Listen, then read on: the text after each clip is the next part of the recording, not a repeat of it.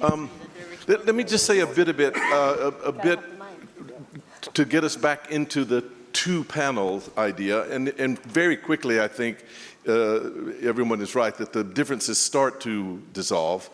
But think back just for a second. When I was thinking of how practice makes history, I was really struck when Tatiana was talking about the way she sees architecture as a kind of frame for communities that can make their own narrative. Not just a support, not just a physical support, but a kind of conceptual frame that helps communities make their own histories in a way, the way that architecture itself, practice, can produce a vision of history through architecture, not as determined by history, but produces history through architecture. And what we now want to turn around is how history, and it comes back, I think the history theory question anticipated this, it comes back to how histories and how theories also determine practices. So this is sort of where we are. And what I would propose, and I think it's worrisome, but I think I'm right, is that coming back to this three stages of the Tribune Tower competition, the modern version had a very different understanding, I believe, of history than we now do. Hilberseimer would not understand anything about appropriation or even transformation. He had the history of Hegel. He had history as a burden for the architect and thought that capitalism had come to the point that it was so constraining that meaning through architecture was no longer possible, that the only thing that could be done was to kind of totally dissolve the object into pure process. And I also don't think the way we talk about Adolf Loos's column, I don't think it's correct. I don't think it was the modernist version of history. Loos thought the Doric column was still perfectly viable way of making architecture. He put Doric columns on the building in Vienna. He didn't appropriate them. They still existed. They were still vital. I think the postmodern version of the Tribune Tower competition actually gave historians, as much as it gave architect, a vision of history that we now all use, which has to do with either illusion or reference or appropriation, and we were already doing that this morning.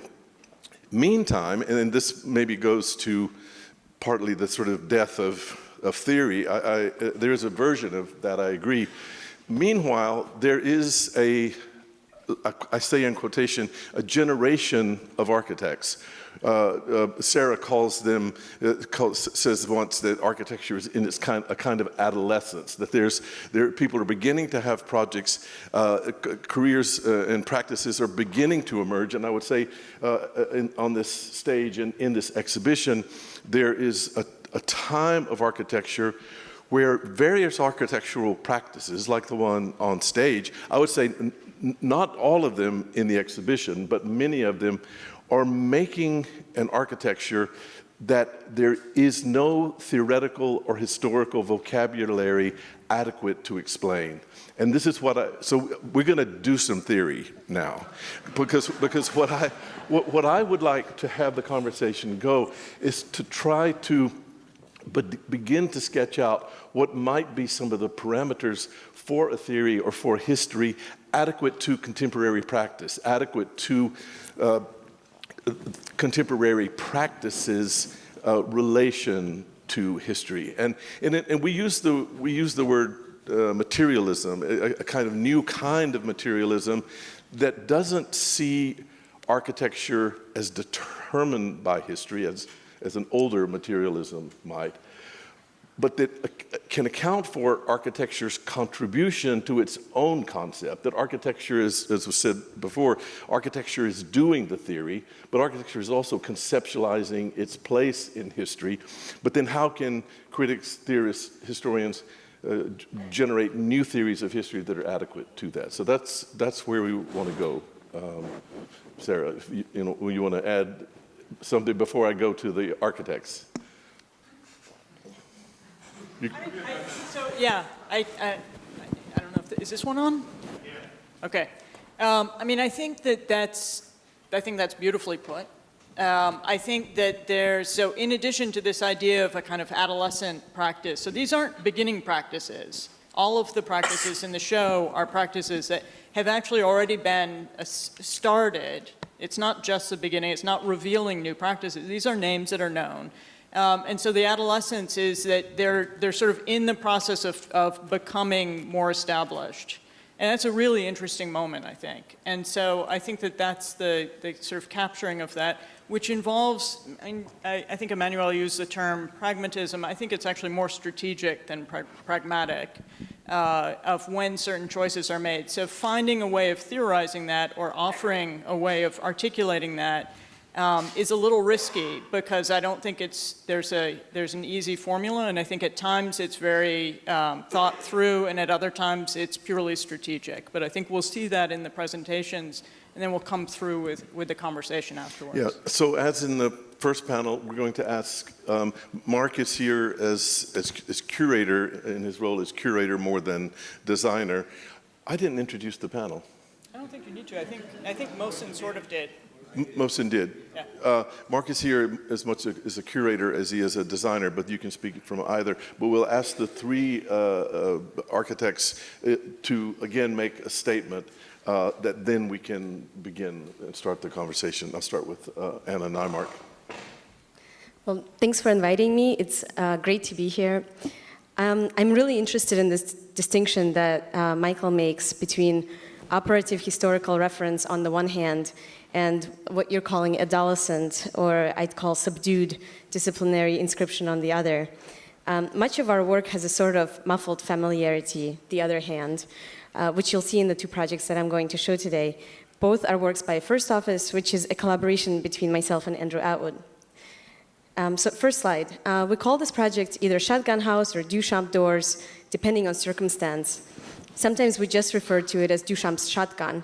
It was designed for an existing house in Lexington, Kentucky, so it could second as an art gallery. And the doors were built at full scale and displayed here in Chicago at the Art Expo 2 years ago.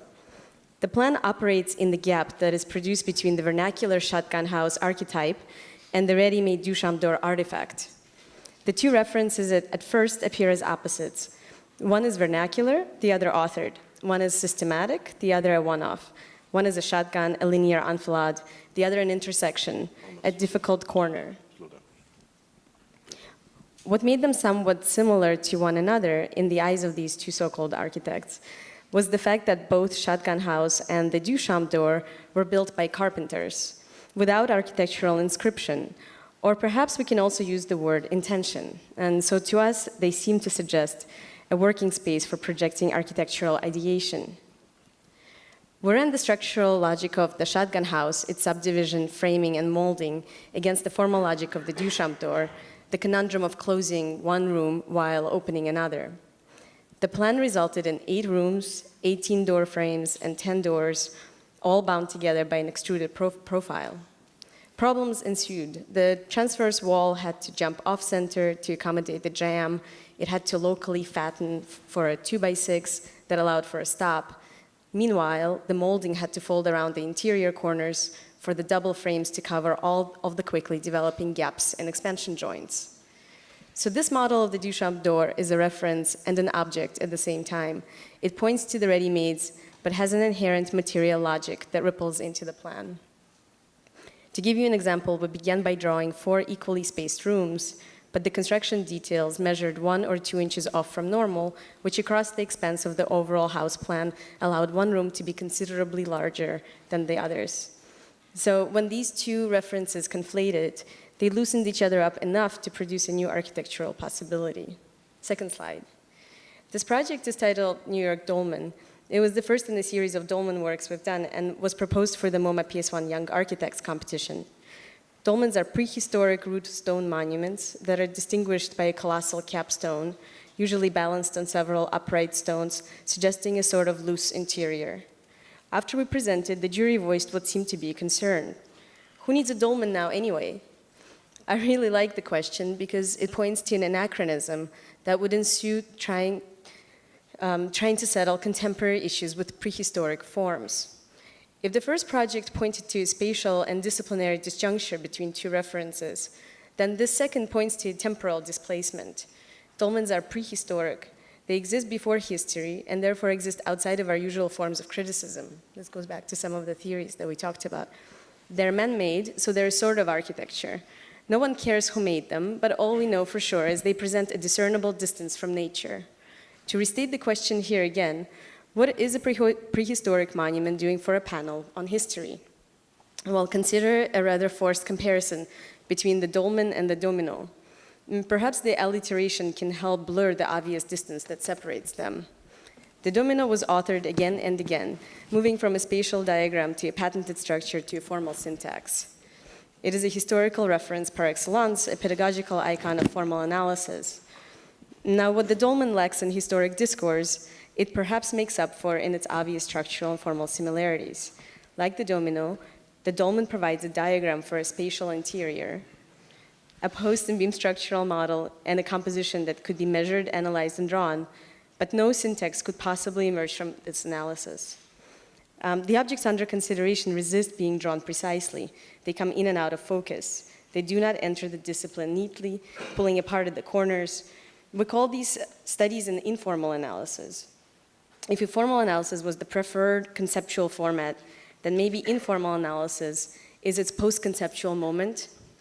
To respond to today's overarching theme for new materialisms, perhaps our lack of certainty about these prehistoric formations opens a gap for the development of things like root forms, mute tectonics, high tolerance, etc. Thank you.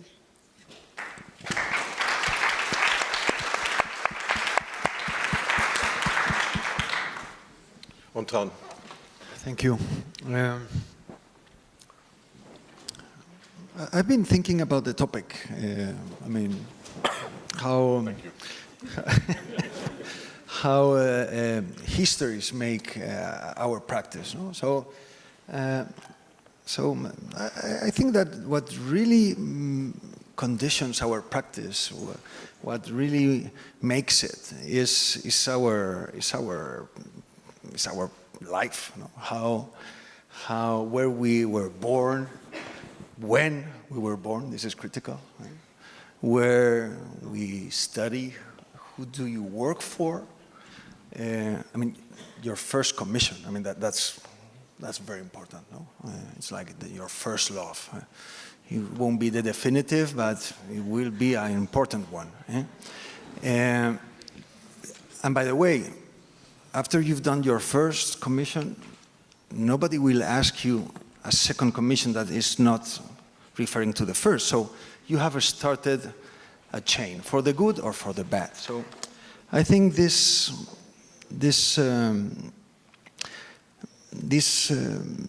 personal experience and your own personal journey that starts with these circumstances really makes your practice. And you can imagine how different it is to be born in Chicago or in China or in Burkina or in different parts of the world in the same time, okay? I had the enormous chance to be born in Madrid, and I started my practice in 1987 and 97. I mean, it was one of those glorious moments of practice. No? Well, that's how I started, right? For the good and for the bad. Right? And this really conditions. So I think that the histories that do prevail, I've made a little analysis. There are three of them. The past one, the past history, the history done by others, the academical one. No? This is important. We have it there. We can use it as a reference, as a storage, as a constraint or as a limit. I mean, there's several ways of using it. But there's some very important past history that does our practice, our own past. We cannot erase it, by the way. And even though you think we work for the future, I do agree with, I think it was Tatiana who said, we really do work for the past, to accumulate certain layers of your own history and try to located properly, find its own place. So this is the kind of history that really does make your practice.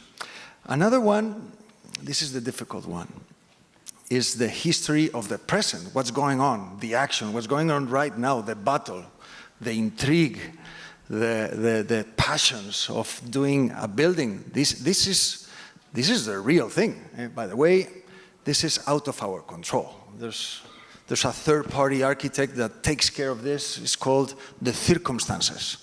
And these circumstances could be in favor, could be against you, could kill you, could push you to a level that you don't see where is your bottom, or just leave you on the ground when you think you should be flying. So this is something that is part of the game, and some practices do know how to play this game very well. But this does not guarantee any belonging to the past history. That is something that most of us, we kind of want. And there's the histories of the future. These are the ones that I like the most because you own them. This is what you want to be, your own passions, your ambitions, your horizons, your desires for the practice. These, we own them. We can keep them, and you just need to be like really, really patient. What I'm talking about patience is about lifetime patience. This history could come when you are in your 70s. I mean, with ChristFrank, you know. And this is the one that we really own, and this is the difficult one. We shouldn't threaten our future history by what happened in the past, or never what is going on in the present history. The present history is what really could kill your practice. If you analyze the data of everything that occurs in real time under the construction of a building or the project, this is nothing to consider. So I think the histories, the make practice, is a very difficult balance between these three of them. And these three that depart from a very personal, I would say, individual artistical proposition and vision, and suddenly it has to rely and clash or confront all the past histories, the present circumstances, and always your future horizons. All this is what I consider is what makes our practice. Thank you.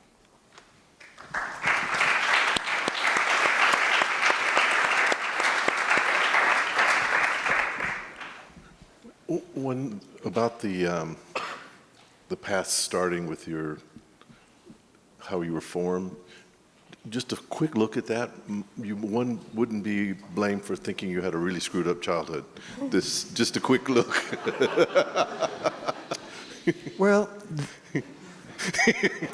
but you brought in the other histories too. I think this is the history of my practice. The difference between those two projects is almost a decade, and is the same project. It's just changed circumstances. We could maintain alive the desire to work with nature in a special way, but this is what I was talking about, the future. When we did the first project, the truffle, we knew that that was an unconcluded project, and we were just patiently waiting to this kind of uncontrollable circumstance that is so magic in our profession, that somebody called us from the other side of the world, a completely different culture, the West, North America, to complete our project. So this is really what I was talking about. No?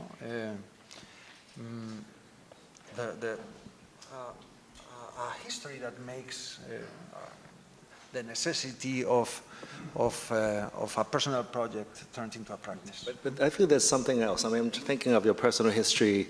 Anton García-Abril, born 49 years ago in Madrid, studied under Campo Baeza. Oh, sorry, added one more year. Studied under Campo Baeza, like not established his practice in a certain economy, but how does that mixture turn into the truffle house? There's nothing that points to it now. Well, my professors were Campo Baeza and Calatrava, so I learned with both what not to do, never. So,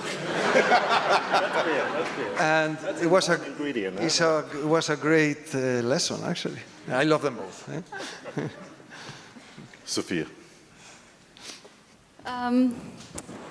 Hello. I think I will continue or add to this dimension of history in terms of a personal history. For some of you, I don't know if you know, I am married to my professional partner. And that means that our practice is as intimate and self-contained as it can be. Also the fact that we are remotely located. We operate from Chile, Concepción, not even Santiago, which is normally synonym for Chile.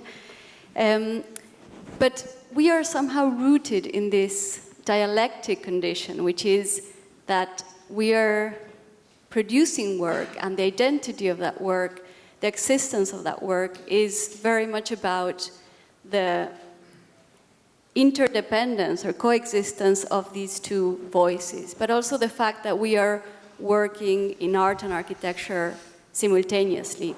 What you see on that side, I'm sorry, I'm a bit, yes, is a concrete tower and podium embedded into the hill. That's where we live and work. It's a building that we did for ourselves about 8 years ago almost. And on the other side, what you see is a fragment of the work we're showing here for the Biennial. It's 729 variations. And what is important is that these works can be read, you know, there's a strong resemblance, but the connections can be done retrospectively.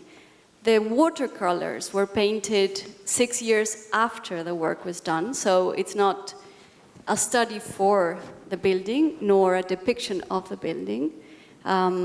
It's an independent exploration. We internally call it the format.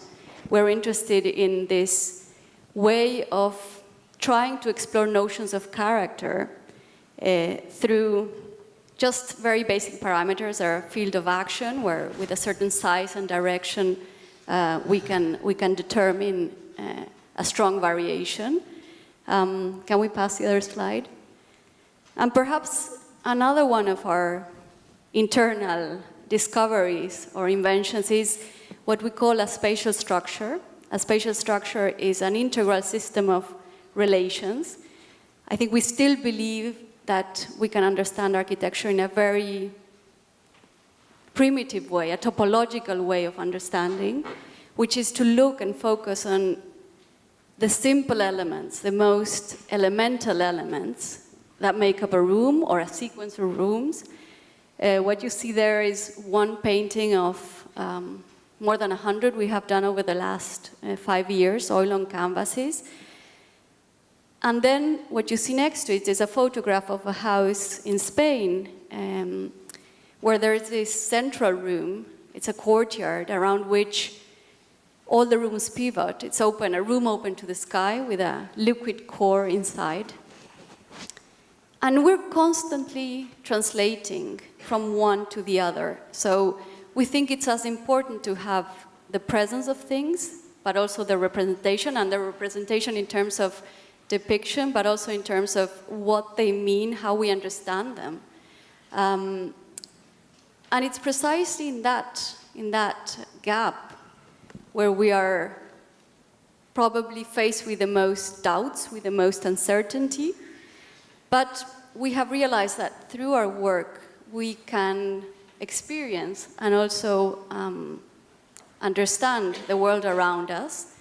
And perhaps in a very illusory way, we believe that through our work, someone else might be able to experience and better understand the world in which they are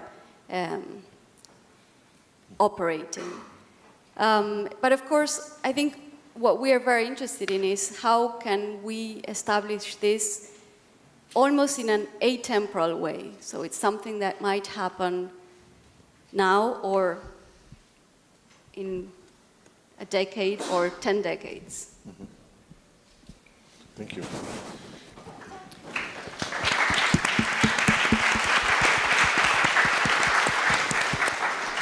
So I have to say, I feel wildly optimistic right now, and maybe that's also sort of the atmosphere that's generated by Mark and Sharon. But unlike, Antoine's evocations of certain deaths on the horizon, or unlike the kind of complaints about certain limitations in the field of journalism or criticism, Mohsen, I think that we're actually maybe it's this sort of excitement of adolescence. I'm not thinking to the sort of perils of being an 8th grader or, the horrors of freshman year of high school, but really the sort of the possibilities and the promise of adolescence that I find really interesting about this group as a whole, in the whole show, but also in this panel. And maybe it's also a sort of belief in the return to long-form journalism that we see, or the possibility of finding time. So I think that Sophia talks about sort of establishing some time. I think that that's something that we all maybe are accepting we have to do, and maybe that's actually exciting. So I think that that's an interesting moment. I also think that if we see, I would agree with Emmanuel that the term history maybe was a little misplaced, in that maybe it's culture, although maybe that just didn't sound as provocative. So I understand why you chose history, but maybe it is a question of culture. But I think we see an interesting shift that's happened. So if after 68, and Antoine, I'm going to go to 68 as opposed to going to the 18th century, so you took care of that already in your panel, but we'll sort of sit with 68 as being our history. That if 68 expanded the discipline horizontally to include so many different things, and we know about that proliferation, so there was a moment of a period of wild expansion of the field, well documented. I think after that, the last 2 decades has seen a hyperspecificity, where either hyperspecificity in terms of fabrication techniques or a hyperspecificity in terms of historical models and looking at absolute footnotes and isolation, absolute singularity. I think we're at an exciting moment where maybe there's an ability to see history as culture and strategically curate a very specific trajectory of references. So dealing with the expanded field again, but not letting everything go. In other words, not becoming a total buffet, let's say. And that's where we've talked before, Mark and Sharon and myself, about a sort of moment of a kind of middle position or a strategy of an ability to judge really choosing certain things, whether it's certain techniques, whether it's certain references. So I think within all of the practices up here on the stage or in the exhibit, you see very specific, very clear references to art history, to art practices, to theorists, without either relying on a singular one as a crutch or a sort of superficial appropriation. So I think we're at a very exciting moment, but I think it really is a very different use of expertise of history. It's an expertise of a strategy of approaching the field and approaching culture, as opposed to an expertise of specific disciplinary silos. And I think we saw that in all 3 of these practices, and certainly within the other practices that we see downstairs or all around us in the building.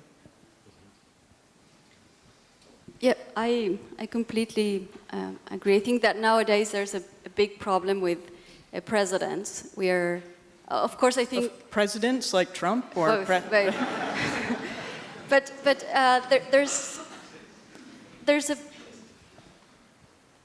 there's something that, of course, we all have belonged to a culture where we've read and we nourish from everything around us that might be, from, well, at least in our case, probably it's much more about other fields that are not architecture specifically. So for us, it's as important to read a story by Julio Cortázar as it is to go and visit one of our, neighboring latest buildings. But I think there's a difference, a distinction nowadays between what does history do for us, or how do we use history as a communication tool. And in terms of presidents, we see it a lot. I think it works in an academic context for students use them and make it explicit, but it's become a sort of borrowed authority that a lot of colleagues are quoting in order to validate what they're doing without necessarily allowing their own decisions to, or their own buildings to have the authority time might attach them. You know? I really like, there's a very nice phrase by Argentine writer Borges who says, you know, we're all going towards anonymity. Just mediocre people arrive there first. And I really think there's something about architecture which applies exactly in the same way. You know? What has to remain is going to be determined over time. I don't think we can establish it at this point in our practices. I think we're too close to be able to determine. And in that sense, and this is last, sorry, I'm extending a little bit, but I think it's much more interesting. We never talk about history. I think it's more interesting to shift the conversation to what do we understand by quality, and quality in terms of what might transcend in what we're doing. But I wonder, there was a question in the first panel from the audience that distinguished between exceptional buildings, which we call architecture, and buildings that we might not call architecture. One of the things that struck me, I knew Antoine's work very well. For example, when we started this, I didn't know so much Sofia's work. I admit it's something that, and I didn't know Anna's work. And at first, I chose them just out of pure intuitive interest, or just a first interest. But the more I look at them, and the more when Sofia was talking, I was actually thinking about, when she was talking about her own work, I was thinking about Anna's work and vice versa. They do have some things in common that I'd like to begin to pull out. And one, Sofia, you just touched on, which what you're calling quality. There's something that seems, I don't know all of your formation, but what I would see in some of these works, there's a saturation and an understanding of a certain architectural culture that makes these buildings, that gives these buildings, that yields a quality that I think without maybe a certain training, as Antoine said, as a certain beginning, it may have not even been architectural training, it may be other kinds of cultural understandings that make some of these buildings, to me, exceptional. That sounds very elitist, but what I'm trying to get at is that, to me, there's something a priori, there's an a priori condition that we bring to our viewing of projects that frames them as architecture, that then we start to interpret, and we call it history, or we call it precedent, or we call it transformation, or reappropriation, or re-originating. But there's something. It's different from the way we were talking about history in the first panel. It's something deeper. It's something anterior. And you use the word, Sophia, elements. I think they're all elemental. When I look at Anna's, it could be the dumbest drawing on earth, right? But there's something. Partly it's the Duchamp reference, but I think more it's a shotgun house, the shotgun house that you have done, which is not, let's say, correct typologically. It's not typologically correct like the shotgun houses in Houston. But it deals with something elemental, which is open and closed, which is inside and outside, which is dark and light. It's something very elemental, as Sophia was describing it. But there's also something that I suppose we would say historical, but we don't mean just typological, we don't mean just referential, we don't mean figurative. It's not, none of this work is figurative, none of it is referential, but it is elemental in a disciplinary way. Well, in the Biennial, there are a lot of references of other flows. from many different participants. And one of the phrases Lo said when he was defining what is an architect, he said that an architect is a bricklayer who studied Latin. And I think that's a very important distinction, because it's not a Latin scholar who laid a few bricks. Huh? Bricklaying, the mastery of bricklaying is a prerequisite of Latin studying. And I think that's a very important distinction, because I'm thinking of what Sophia said about the critique of misuse of history, let's say, borrowed authority. The first thing that comes to my mind is you build a mini mall and then you put a Palladian arch on it. And the mini mall does not have the baseline of quality that merits it to be discussed. But I would say also theory, perhaps in the 70s and 80s, will engage this discussion regardless of quality. And I wonder if that has to do with where theory is now. I think perhaps it has become a certain autonomous discipline.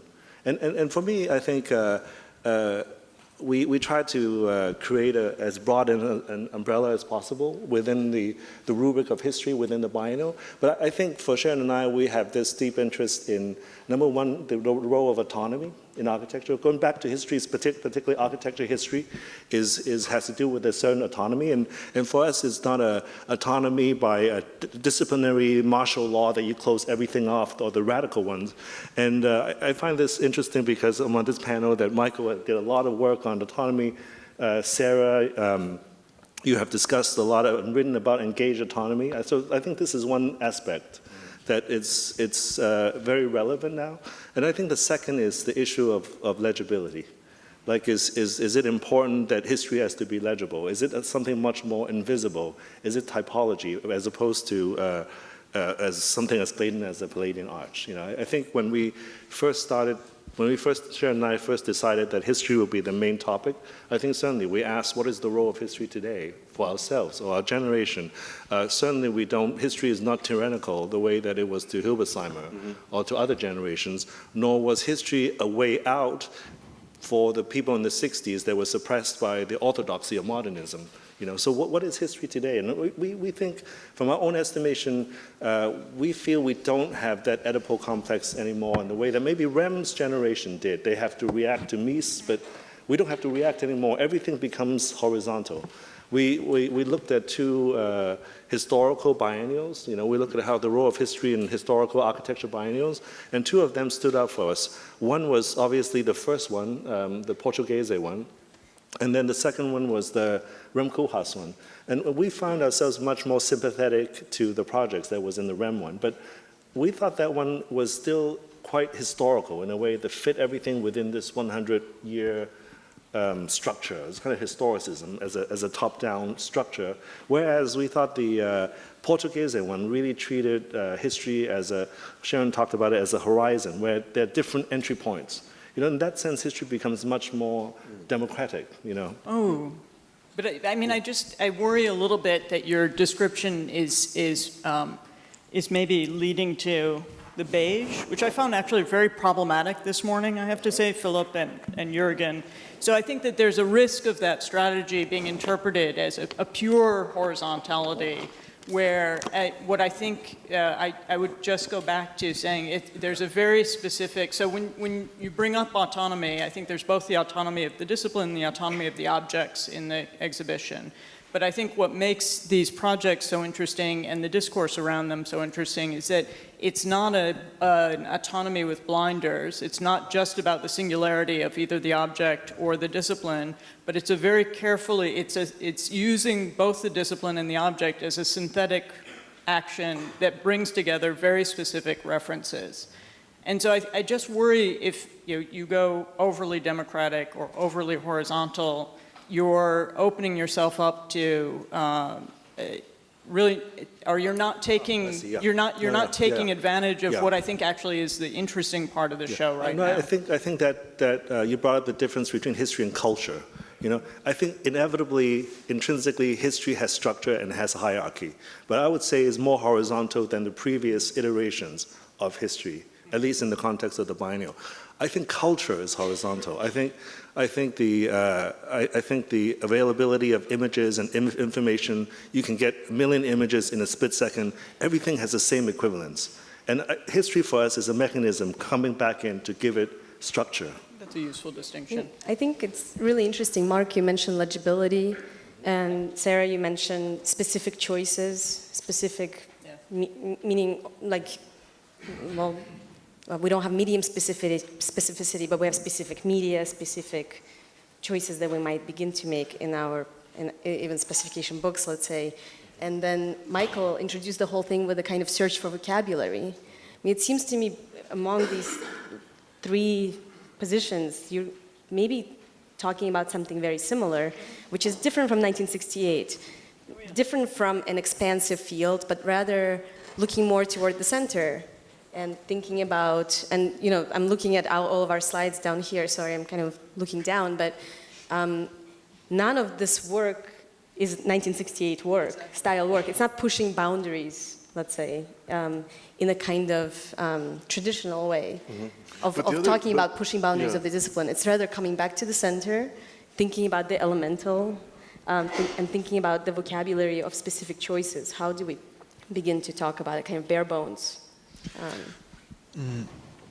I know very little about history, but what I do know is that you cannot get rid of it, even if you try hard.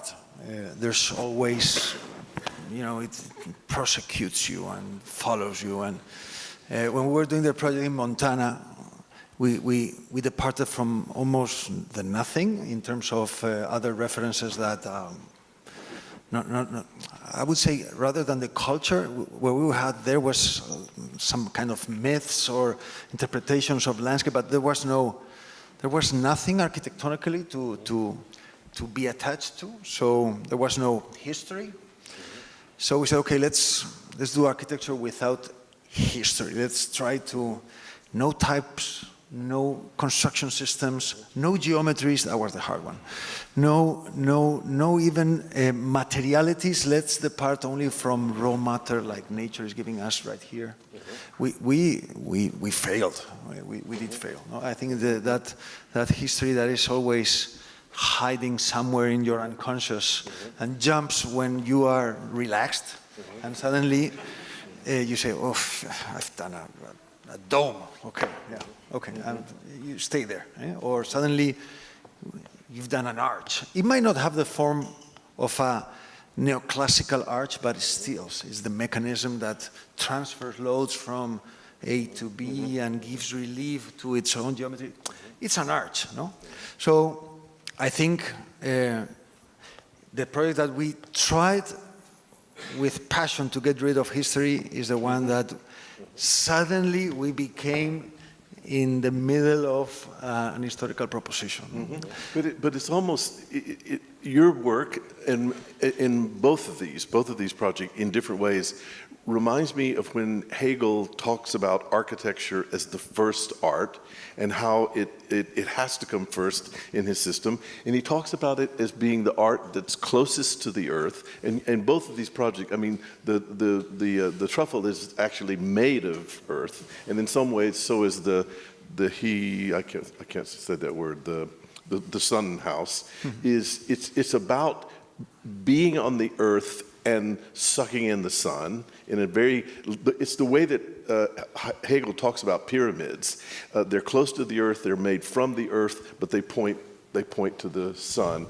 And I think what you were talking about, getting rid of history, what I would understand you saying is getting rid of any referential connection to the shape, to the image of history. Whereas actually, you're kind of digging into a deeper history in a way that's more tied to just humans' place on Earth in a very material way. I think there's this Wordsworth poem that he talks about he's talking about an epitaph, which is an inscription on a stone surface. And he says, the epitaph presupposes a monument. In other words, the words, the inscription needs a stone surface to become language.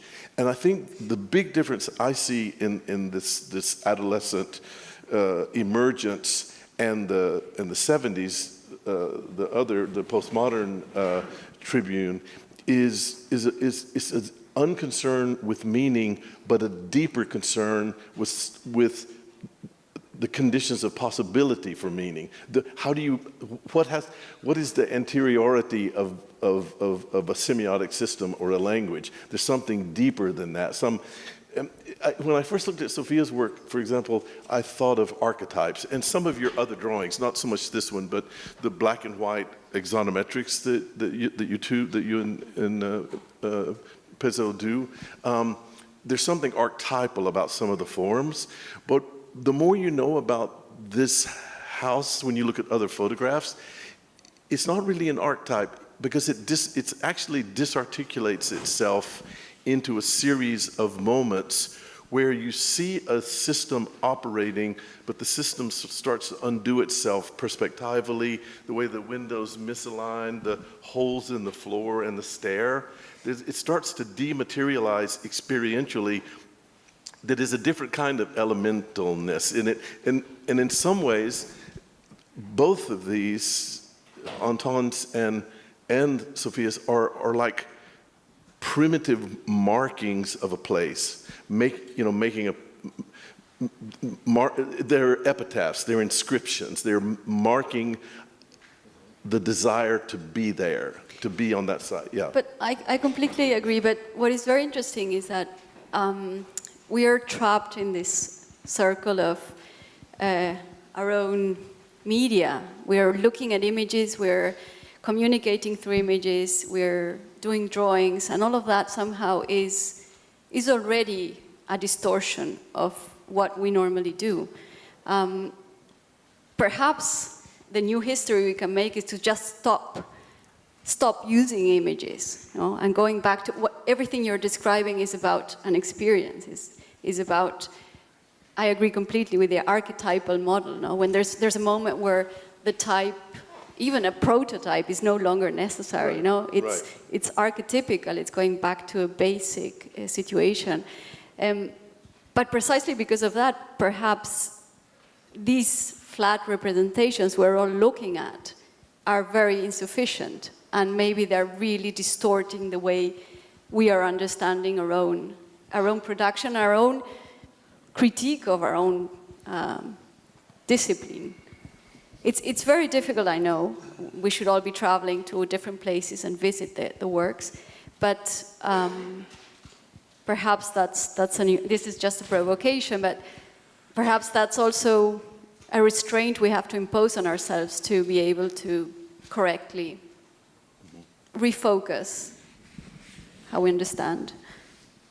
I want to, I think that's interesting, and I think that the imposition of constraints to refocus is interesting. I don't know if I would buy the argument of getting rid of images or also overly prioritizing the experiential, because I think that the legibility of the projects, I think, is different. Anna, I think you raised an interesting point there, but I think that the role of the images in the exhibition or the discourse like this is actually very key in advancing and even prolonging a conversation beyond oneself.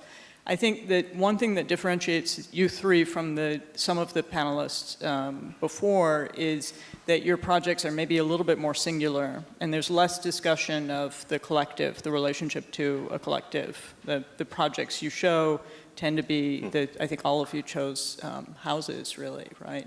And I wonder if you can speak to, Mohsen spoke of the term responsibility, issues of the collective, issues of the political, issues of the social came up. And I see it in your practices and in your way of working, but it's not been that evident yet in this panel. So I wonder if you can respond to that aspect of how your architecture goes beyond the autonomy of your single practice to engaging the broader horizon of the broader audience. I believe, of course, we are all, as in every discipline, we have a responsibility to the society, the culture in which we operate. I'm not interested in the distinction between, I think there is now an evaluation that there seems to be a positive discrimination towards collectiveness, towards openness. I think it is very necessary, but I also think it's a quite dangerous distinction that is happening, whereby a lot of architecture is being set aside because it's individual, because it's close. And I think as individuals and as a society, we really need those spaces as well. So again, I think I don't like to try to. I think there's sort of a moralizing discourse going around that I don't feel a part of. I guess I would answer it a little bit from the point of view as somebody who's teaching, and I think we all do, which is that we all work with collectives. Perhaps we are also architects, but in a sense, working within a kind of studio environment, let's say, a collective structure, and thinking about new ways into the pedagogy of those structures. Those are the things that I think should be also on the table. So when we talk about, let's say, a new set of vocabulary terms, they would also come back into not only practice, but also into core studios and discussions surrounding ways in which we teach architecture. I mean, this is kind of coming back to an earlier question about what do you do when you walk into the classroom and think about that first day. And so in many ways, for us, I think that kind of muddied meaning or the lack of legibility sometimes allows for what we've called a kind of high tolerance. And I'm not sure how to make the leap quite yet from, let's say, a material pun into a social, a political statement. But I think there is something there in thinking about like tolerating each other's interests and styles and conversations, and bringing in more and more reference and more layered and meanings that might actually begin to produce sometimes non sequiturs, sometimes illegible conditions, but they're all present at the same time. So is being illegible, is that something derogatory for you, or is it something positive for you? Being illegible? Yeah. The lack of legibility, I'm not sure it's even a possibility. I think everything we make, I mean, this comes back to the inscriptions, the drawings, the models. Yeah. Well, they're there to be read by somebody. I was thinking about Sophia talking about images, abandoning images, maybe not that extreme, but perhaps,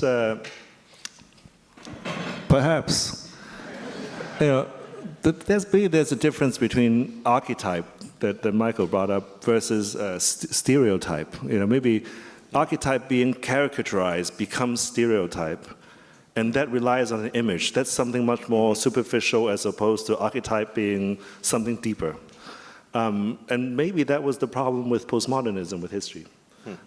And the issue of legibility is important for me because in our teaching, we oftentimes cite the difference between a practice like Venturi Scott Brown and Alvaro Siza. That both practices utilize or appropriates a lot of historical architectural work. But whatever the source of where they appropriate the work from, whether it's Lutyens and Gropius and Aalto for Venturi Scott Brown versus Loos and Mendelssohn and Corbusier for Caesar, the difference for us is that when you look at Venturi's work, you could tell that he wants you to know where the source comes from, whereas Caesar does everything to erase where he stole the pieces from. I think that's a huge difference for me.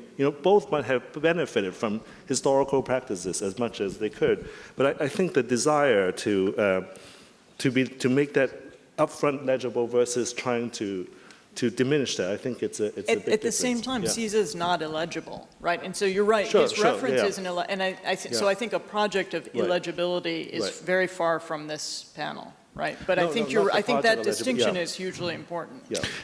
I think that our generation is facing more trouble than these guys, because our let's say, system of reference, our history, our culture has widened up, at least in the accessibility, and it has broken into pieces. So we almost start from scratch, you know? And to define today a practice, and I think this goes to your question, how to start pre-manufacturing the history of a practice. This is something that we all have to do somehow. Well, you cannot certainly define yourself in a postmodern or modern or other way. No? So we have to rely on very, very unconscious, sometimes hidden postures that we have to really develop and trust on them. And these create very specific, very unique products sometimes. So when we try to share this with a big, let's say, commonality or market, I don't know how to name it, it's kind of difficult. Mostly, I mean, I can tell my own sad stories, but I mean, when we did our Soul House, we thought that we were going to have a waiting list of, you know, a burning phone. The fact is that nobody called us since, okay? Because I think it was such a specific product architectonically that well, didn't fit into something that could be commonly rerun or redone. No? And I think this is where we're talking about a house. Yeah? The specificity of trusting an industrial part. No, this is not unique. This is not novel. This has been constantly done. But constructing with all that a personal history, a coherent relationship with the culture, this is what is certainly difficult. No? And in particular in our practice, we are fully committed to it, even though we have not yet built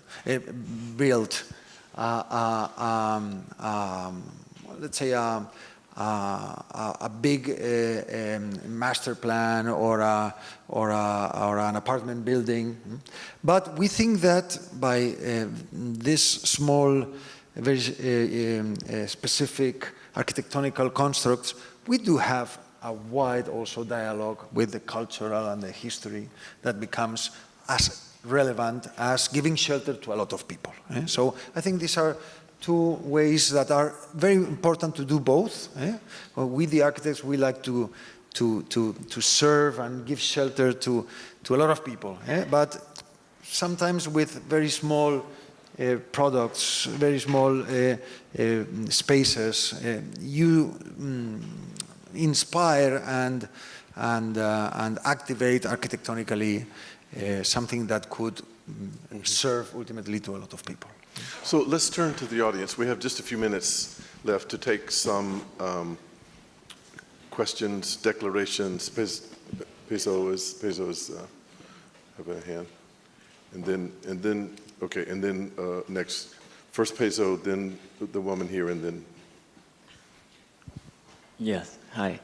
I just wanted to make a precision in your description of this comparative description of the two works, the two latest works. In terms of what could be, if you describe the door in reference to Duchamp, of course, it becomes a historical project.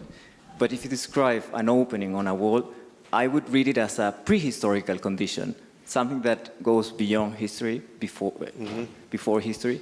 And in those terms, it's something that when Mark is commenting on legibility, the sign, assuming that the door might be read as a sign, implies a certain language or a certain alphabet. And I think that in prehistorical terms, that is not existing. So I think that maybe as a provocation, you might read the whole Biennial, at least from our perspective, as an attempt to perhaps to make a new prehistory instead of a new history.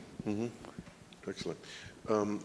Here, and then if you would just pass the mic right back to, no, yeah, but here, let's go here first, yes.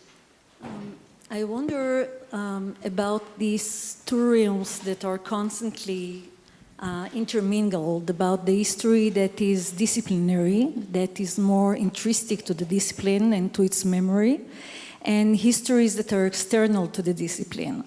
And it seems in a way, when Austin was talking before about the 1, 2, 3, about the type, the precedent, they were all intrinsically disciplinary, and the adaptation was about going outside maybe.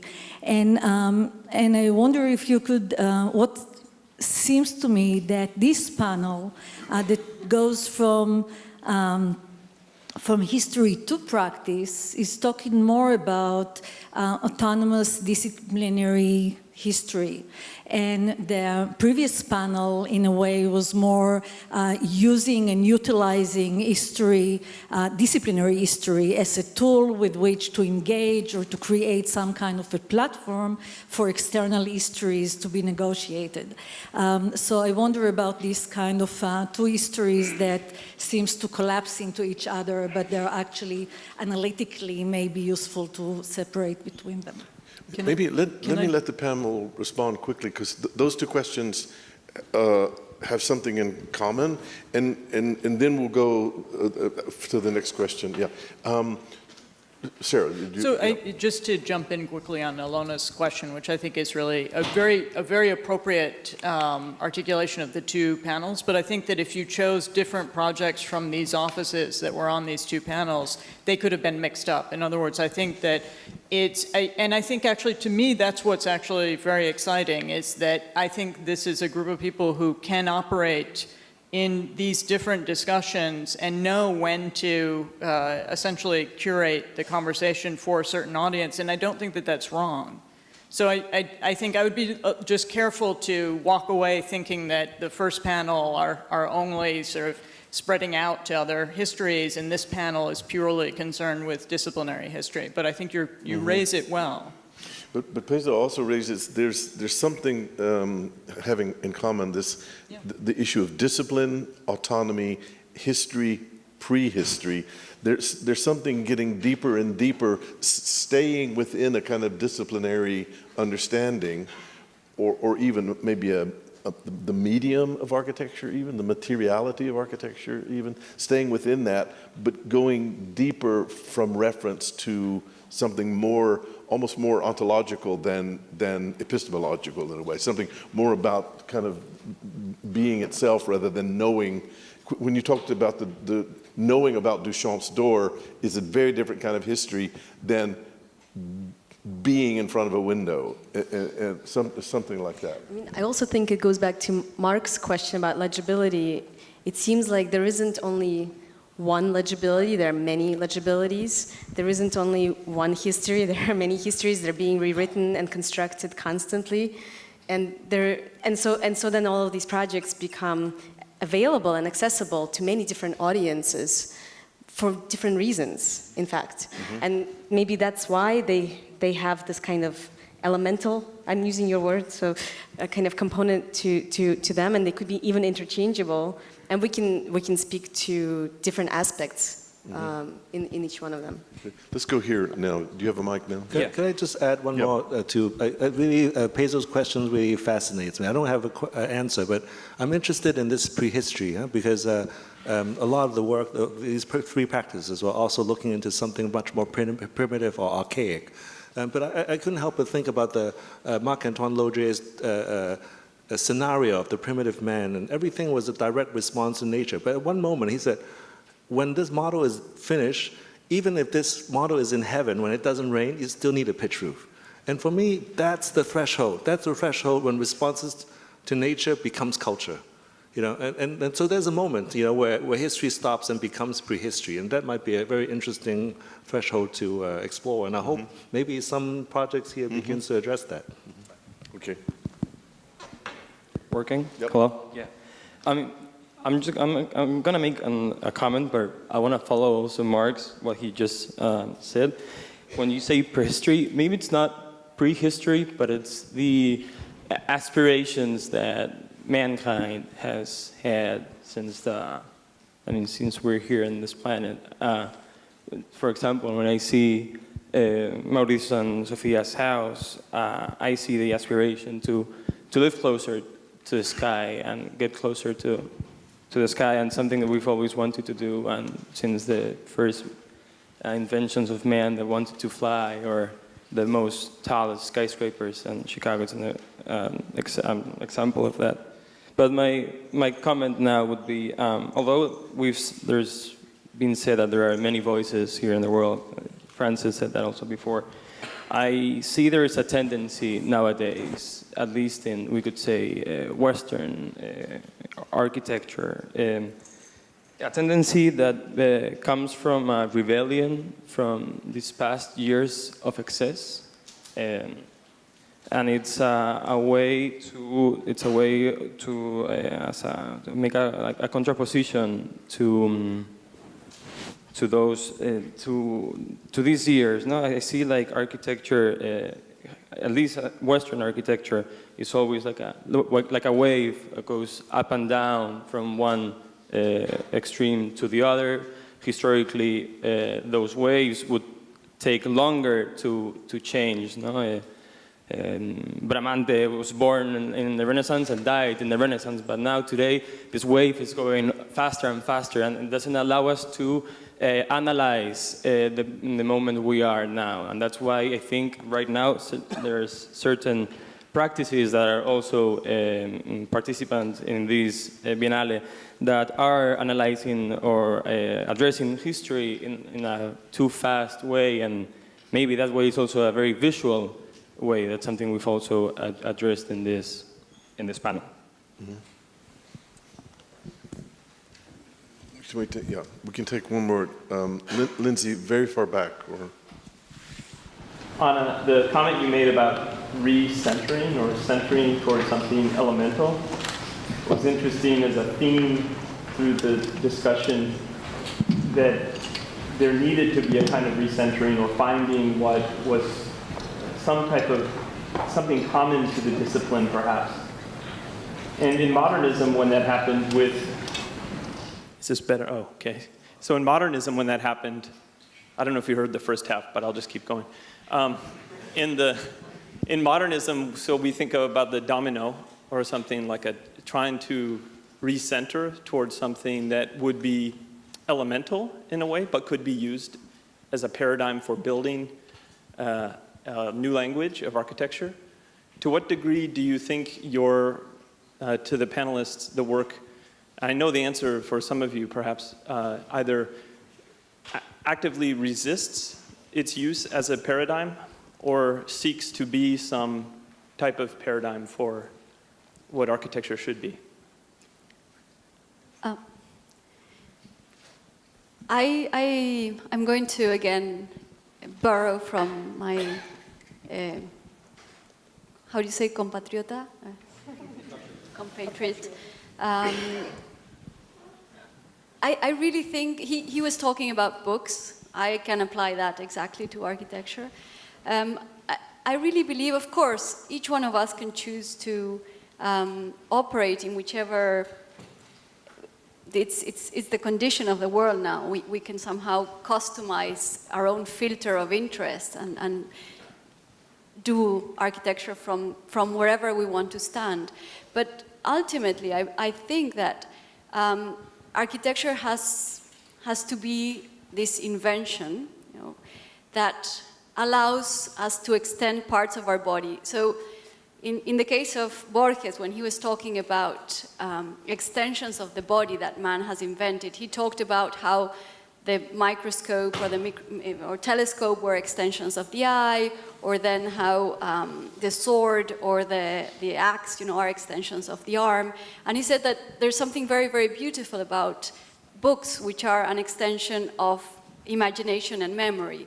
And perhaps that also applies very much to architecture, because I really think that you can generate devices that exceed our lifetime, and therefore can tie a pastime with something that we can project forward. So memory and imagination are as much, hopefully, embedded. And then every other aspect, I think, related to technique or vocabulary is really secondary to a larger purpose, or maybe more ambitious, or maybe more literary purpose. I think I would also go back to Logier in a way. So you mentioned the primitive hut, and then of course we can imagine Perrault's freestanding column, etc. Probably, Antoine, I learned it from you, something about that story, but maybe wrongly. But it seems to me that with something like this kind of prehistoric stuff, and I'm also looking at Antoine's slide, there's nothing that we're supposed to be learning from this. It's wrong. It's completely wrong. It's everything that we learn to abhor. It is crude. It's you know, it's simple. It has no details. This stuff is just kind of sitting there. It's ugly. You know, that's why we have never looked at this stuff before, I think, or seriously as architects or historians. It's not within our norms to be fascinated by these very simple things. So I don't think that there should be anybody trying to take, I mean, I would never imagine that this would be a model for somebody to take on. However, I've subjected some students to this stuff because I think that it's pedagogical, and there's a difference in that. Do you think Anton's truffle house is ugly? Well, I find them beautiful. You know that, Mark, but you know, we're... I don't think Anton had registered that. No, he was. I saw. You have to develop a certain... I saw his jaw clenching as he. I actually thought were a list of compliments. Because I mean, it's not easy to find ugliness in architecture, because. Yeah, but I also one of the things. This is no Corinthian column, okay? But I was also thinking. You know what I mean? It's rude. I do.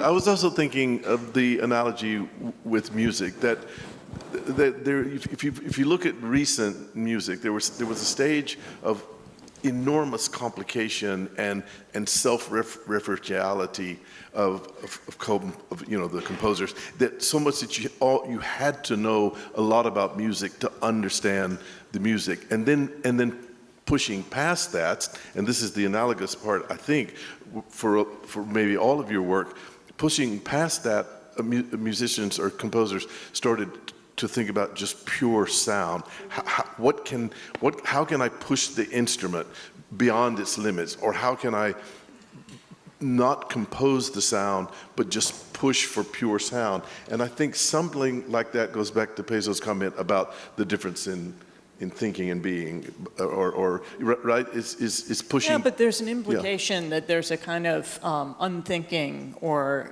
lack of knowledge behind that, and I think that's post.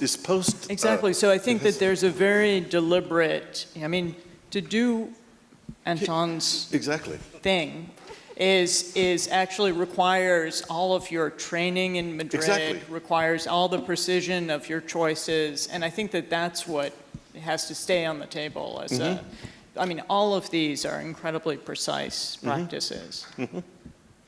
The one thing, and I think we don't have much time. I think we don't have any time left. But maybe what this brings up that we will talk about next time is it goes back to this issue of autonomy, by which we normally mean that the object itself has a high degree of autonomy. But what we're getting at now is that the experience of the object also has to come with a certain formation, with a certain framing, with a certain, even, let's say, training or education, that we also interact with the object and impose architecture on it, even as it pushes back. And I think that interaction is something that neither the 1970s referential architecture, that this in a way learns from, but it also is very different from going backward. It's after the intellection, as you just said, but it also Because the person has to come to the encounter with the object, has to come prepared. So, okay. That's a good last word, I was told. So thank you all for your patience and endurance. Thank you for the participants. And thank you, Mark and Sharon.